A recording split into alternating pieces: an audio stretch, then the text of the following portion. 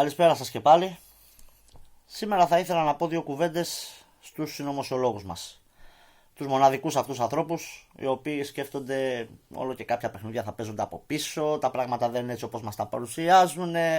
Εντάξει, δεν διαφωνούμε και απόλυτα σε αυτό, έτσι. Σίγουρα όλο και κάποια συμφέροντα θα υπάρχουν, όλο και κάποιοι θα βγάλουν κάποιο κέρδος από όλο αυτό.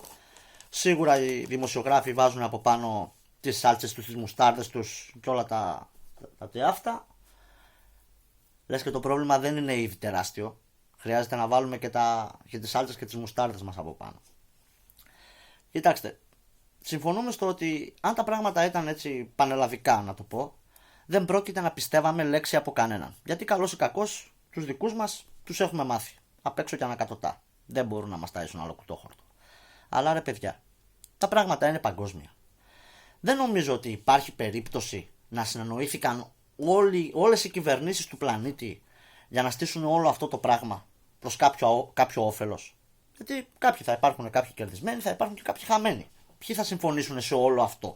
Δεν γίνεται να συμφωνήσουν όλοι αυτοί. Έτσι. Πιάνετε εσείς και μου βάζετε, δηλαδή πώς να το πω, κάτι χαζομάρες να το πω, σαν παραδείγματα. Πιάνεστε από κάτι πράγματα, δηλαδή μου λέτε, μας βάλαν καραντίνα, μας έχουν κλειδωμένους μέσα και φτιάξαν 28 hotspot. Σώπα ρε φίλε, άμα δεν ήσουν καραντίνα και δεν ήσουν κλειδωμένος μέσα, τα 28 hotspot δεν θα γινότανε. Ή θα έκαμνες κάτι για να μην γίνουνε. Θα παίρνεις το κινητό σου όμορφα, ωραία, κυρίως. Εγώ ψηφίζω όχι στα hotspot. Θα νιώθεις και εθνικός ήρωας. Λες μετά, μας βάλαν καραντίνα, μας κλειδώσανε μέσα.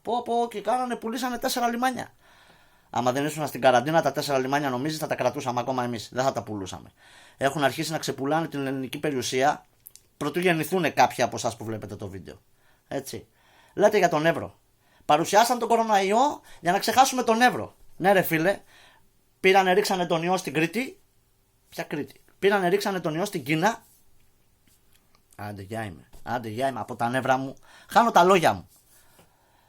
Ρίξανε τον ιό στην Κίνα ώστε να εξαπλωθεί Νέα Υόρκη, Ιταλία, Ισπανία, ώστε να πάρουμε μέτρα να μπούμε σε καραντίνα εμείς, οι οποίοι ακόμα δόξα τω Θεώ δεν έχουμε πρόβλημα.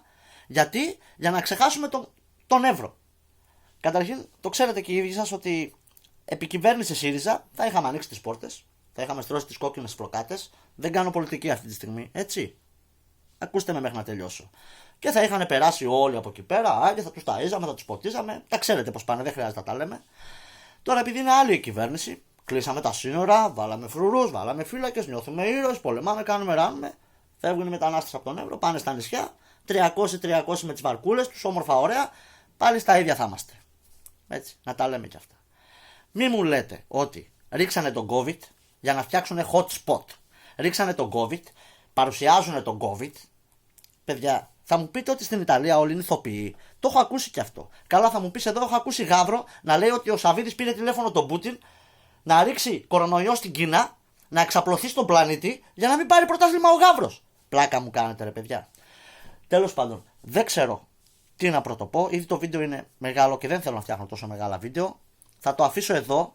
Αν όντως δεν πιστεύετε τίποτα από αυτά που ακούτε, εντάξει, καλά κάνετε.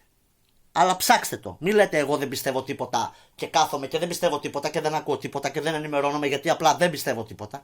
Ψάξτε το. Εμένα σήμερα με πήρε ένα όχι τηλέφωνο, με έστειλε Messenger. Ένας φίλος που παίζαμε ένα strategy παιχνίδι. Από τη Γαλλία το παιδί. Roger Gdor το λένε. Μου λέει εδώ τα πράγματα είναι όσο προσπαθούσαν στην αρχή να μας πείσουν να κλειδωθούμε μέσα, τώρα να μας παρακαλάνε δεν βγαίνουμε. Περνάνε οι νεκροφόρες, ποιες νεκροφόρες, τα στάγκερ αυτά όλα με τα φέρετρα και τους νεκρούς, περνάνε κάτω από τα σπίτια μας και έχουμε χεστεί επάνω μας. Δεν ξέρουμε αύριο άμα είμαστε εμείς. Βάση περιπτώσει. Αυτά για σήμερα. Συγγνώμη για την έντασή μου, αλλά δεν μπορώ. Δεν μπορώ.